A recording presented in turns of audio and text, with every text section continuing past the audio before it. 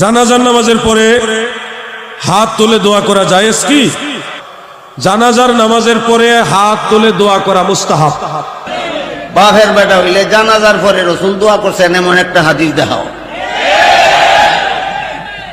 যেখানে জানাজার পর দোয়া হয় করবেন, যেখানে হয় না চুপ থাকবেন, ফেতনার দরকার নাই।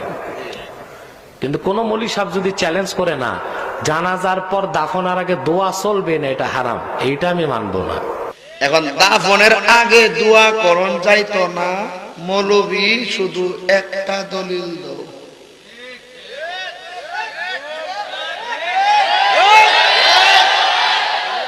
যেইভাবে জানাজার নামাজে আজান দিলে আজান হবে বেদাত, জানাজার নামাজে একামত দিলে একামত হবে বেদাত, ঠিক তেমনি ভাবে জানাজার নামাজে কোরআন পড়লে কোরআন পড়া হবে বেদাত, জানাজার নামাজে রুকু করলে রুকু করা হবে বেদাত, জানাজার নামাজে সেজদা করলে সেজদা করা হবে বেদাত, জানাজার নামাজের সালাম ফিরাইয়া দোয়া করলে দোয়া হবে বেদাত। ঠিক বললে হবে না, বেদাত কেন হবে সেটা বলতে হবে আপনাদের। আমি একটা একটা করে আবার বলি, জানাজার নামাজে আজান দিলে বেদাত হবে কেন? নবীর তরিকায় নাই। জানাজার নামাজের জমাতের জন্য একামত দিলে একামত বেদাত হবে কেন? নবীর তরিকায় নাই। জানাজার নামাজে কোরআন তেলাওয়াত করলে তেলাওয়াত বিদাত হবে কেন? নবীর তরিকায় নাই। জানাজার নামাজে রুকু করলে রুকু বেদাত হবে কেন? নবীর তরিকায় নাই। জানাজার নামাজে সেজদা করলে সেজদা বেদাত হবে কেন? নবীর তরিকায় নাই। একই কারণে জানাজার সালাম ফিরাইয়া মুনাজাত করলে মুনাজাত বেদাত হবে কেন? নবীর তরিকায় নাই। এই বিষয়গুলি না বুঝার কারণে কিছু যুক্তিবাদী আমাদের সমাজে আবির্ভাব হয়েছে। তারা বলে পাঁচ বেলার নামাজের সালাম ফিরাইয়া যদি মুনাজাত করতে পারি, জানাজার নামাজের সালাম ফিরাইয়া মুনাজাত করলে দোষ কি? এরা দলিল হইল দোষ কি, দুইটা শব্দ। বেদাতীদের দলিল দুইটা শব্দ, দোষ কি। বেদাতীদের দলিল কটা শব্দ? দুইটা শব্দ। শব্দ দুইটা কি কি? আপনাদের জবাব হইল একটা শব্দ, দোষ এইটাই বেদাত।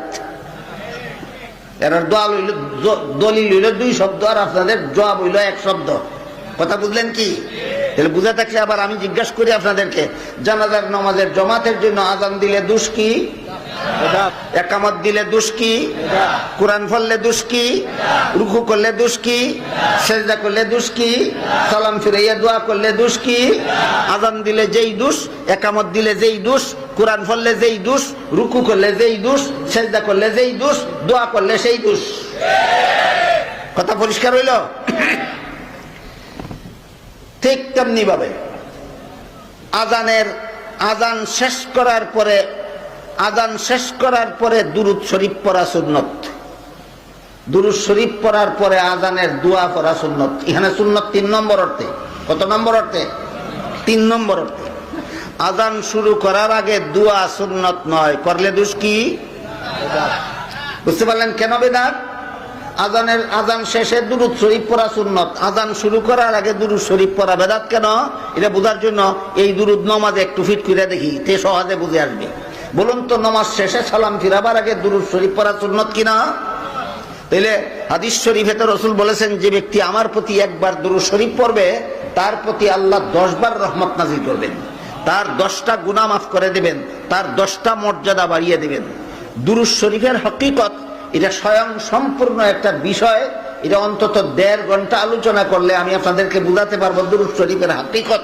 আমাদের সমাজে যারা দুরূদ শরীফ নিয়ে বেশি বাড়াবাড়ি করে, বেশি চেঁচামেচি করে, এরা দুরূদ শরীফের হাকিকতই বুঝে না। আজকে সেই আলোচনার দিকে যাচ্ছি না, শুধু বলছি নামাজের শেষে সালাম ফিরাবার আগে দুরূদ শরীফ পড়া নবীর সুন্নত কিনা? সুন্নত। তাহলে দুরূদ শরীফের যেহেতু এত ফজিলত, রাসূল বলেন একবার দুরূদ শরীফ পড়লে আল্লাহ 10 বার রহমত নাজিল করেন, 10টা গুনাহ মাফ করেন, 10টা মর্যাদা বাড়িয়ে দেন। তাইলে এত বড় ফজিলতের দুরূদ শুধু নামাজের শেষে পড়বো কেন?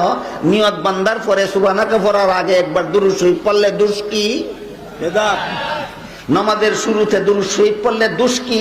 এই প্রশ্নের যেই জবাব, আজানের আগে দুরূদ শরীফ পড়লে দোষ কি, সেই প্রশ্নের একই জবাব। সেই প্রশ্নের একই জবাব।